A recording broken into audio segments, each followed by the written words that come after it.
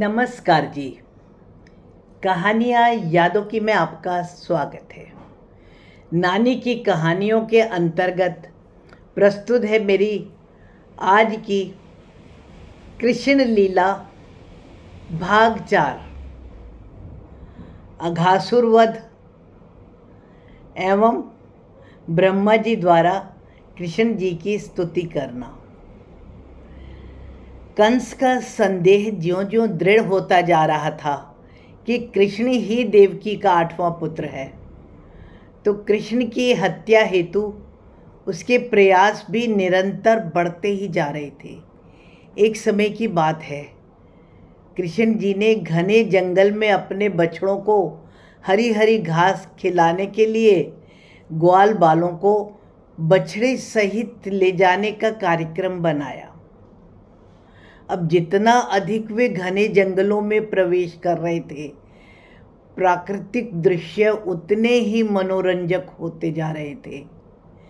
वहाँ ग्वाल बाल कृष्ण बलराम सब खुशी से मस्ती कर रहे थे और वहीं बछड़े भी हरी और ताजी धूप पाकर बहुत प्रसन्न हो रहे थे।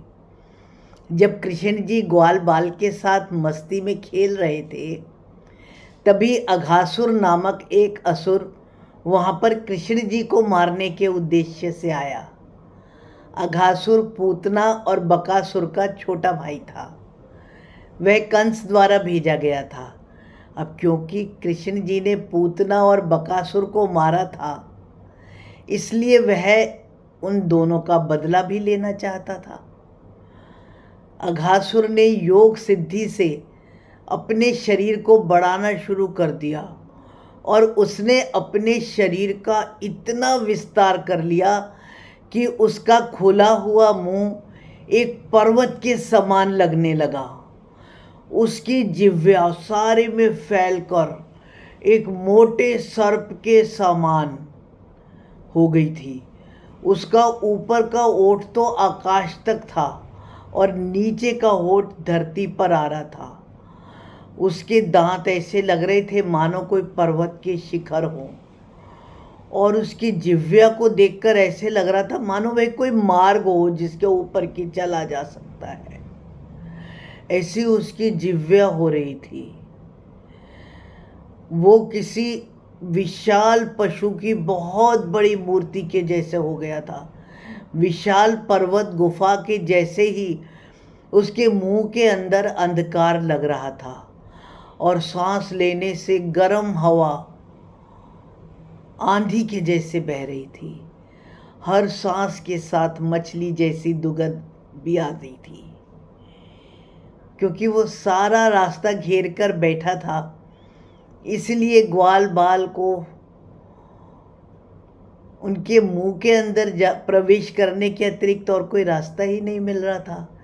एक एक करके सारे ग्वाल बाल अघासुर के मुंह में प्रवेश करते रहे और अंत में कृष्ण जी भी यह सोचते हुए कि अघासुर का वध कैसे करें, वो भी उनके मुंह के भीतर ही चले गए। कृष्ण जी के सारे ग्वाल बाल साथी सब अघासुर के पेट तक पहुंच चुके थे। अघासुर ने उनको खाने के लिए सोच ही रहा था, क्योंकि अब तो कृष्ण जी भी अंदर चले गए थे। तो कृष्ण जी अघासुर के गले के पास रुककर उन्होंने भी अपना विस्तार करना आरंभ कर दिया और वह इतने बड़े हो गए कि अघासुर का तो दम ही घुटने लगा और अंत में उसका प्राण उसकी खोपड़ी के ऊपरी भाग में छेद करके बाहर निकल गए। आकाश से सारे देवता अघासुर का वध होते देख रहे थे और उसके वध के उपरांत उन्होंने आकाश से पुष्पों की वर्षा आरंभ कर दी। इतने पुष्प बिखराए कि सारा सुगंधित हो उठा। गंधर्व लोक देवलोक में भी अघासुर के वध से हर्ष के कारण ढोल नगाड़े बजने लगे और उनके जो भी संगी साथी थे, जो भी वो सारे के सारे उस रास्ते से बाहर निकलने लग गए। ग्वाल बाल जो भी थे ब्रह्मा जी ने जब ये देखा, सारी ध्वनियाँ सुनी और ऊपर से जब उन्होंने पुष्प बिखरते हुए देखा, तो वह भी ये जानने को आतुर हो गए थे कि ऐसी घटना क्या घटी है जो सारे लोग पुष्प वर्षा कर रहे हैं, ढोल बाजे बज रहे हैं, ऐसा हुआ क्या है। जब उन्होंने ऊपर से देखा तो वह भी हैरान हो गए कि अघासुर का वध हो गया। कृष्ण जी के तो सारे संगी साथी 5 वर्ष से 10 वर्ष के बीच के ही थे,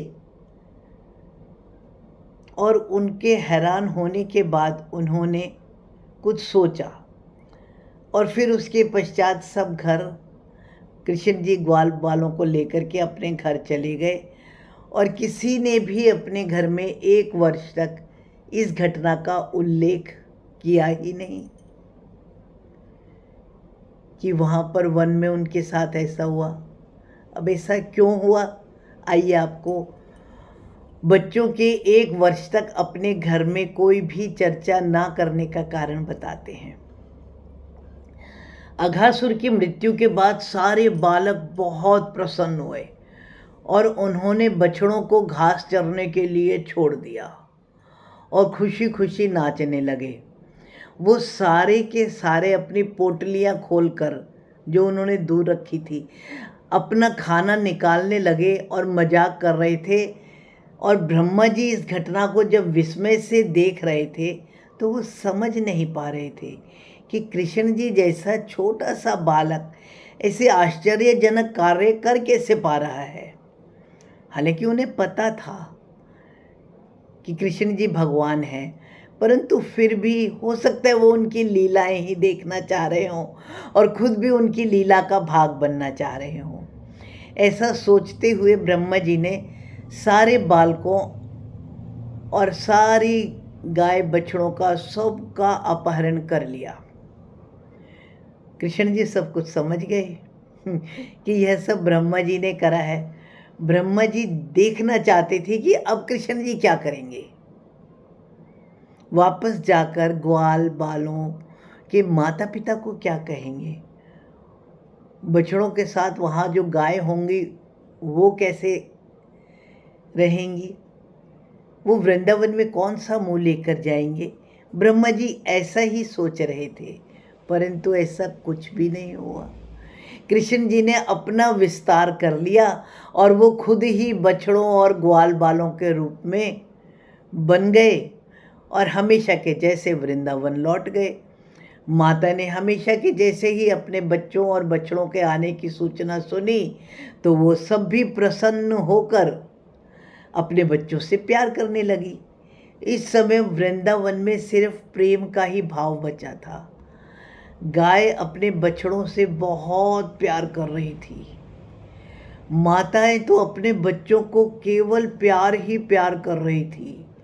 ऐसा लग रहा था कि पूरे वृंदावन में प्रेम और वात्सल्य ही साक्षात रूप धारण करके पहुंच गया हो।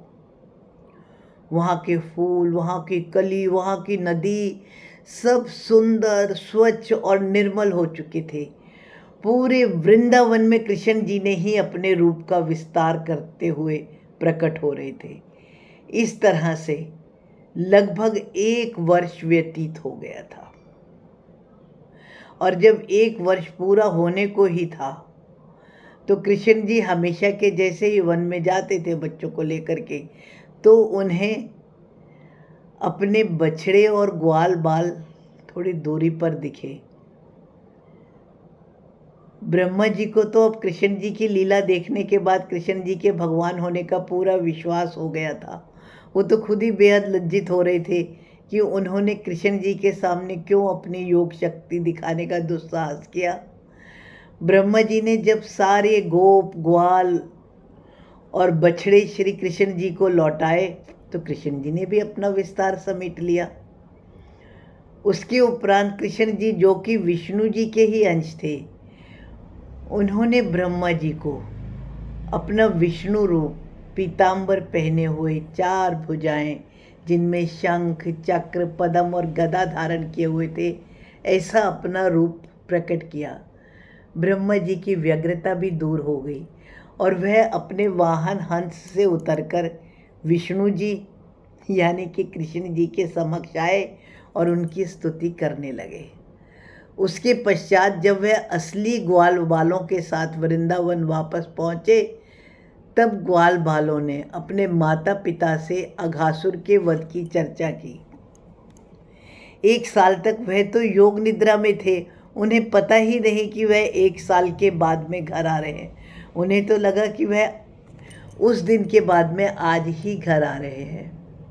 और जब उन्होंने घर में सबको बताया तो सारे लोग वन में गए और उन्होंने अघासुर के मृत शरीर को देखा। तो सबका विश्वास इस बात के लिए और भी ज़्यादा दृढ़ हो गया था कि श्री कृष्ण ही माता देवकी की 8वीं संतान है और वही भगवान है। फिर अपने बच्चों को और श्री कृष्ण बलराम को माताएं बहुत बहुत प्यार करने लगी। धन्यवाद जी। मैं पूरा प्रयास करूंगी, पूरा प्रयत्न करूंगी कि कृष्ण जी की कहानी जो कि मैंने नानी से सुनी या कि इस उम्र तक आने पर जहाँ जहाँ भी पढ़ी, उसको एक क्रमवार आप सबके समक्ष प्रस्तुत कर सकूं। इसके लिए आप सबका आशीर्वाद अपेक्षित है। धन्यवाद जी। और जैसा कि मैंने पहले भी सूचित किया है कि मैं अपना एक धारावाहिक फ़र्ज लगभग 10 अगस्त तक प्रस्तुत कर दूंगी। उसका क्रम संख्या ना टूटे।